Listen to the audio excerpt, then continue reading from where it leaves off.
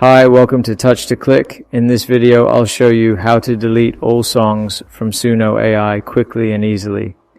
If you want to clear your music library, now let's get started. Step 1. Go to suno.com and log into your account. This gives you access to your personal music library and settings. Step 2. Click Library from the left-hand menu to see all the songs you've created or saved in one place. Step 3. Hold the Ctrl key and click on each song you want to remove. This lets you select multiple songs at the same time. Step 4. Click the 3 dots icon and choose Move to Trash. This removes the selected songs from your main library. Step 5. Click the trash icon at the top right corner to open the folder where deleted songs are stored.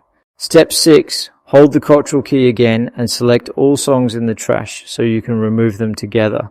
Step 7. Click the 3 dots icon and select Delete permanently to erase all songs from your account. Thanks for watching, and don't forget to subscribe to Touch to Click for more helpful tutorials.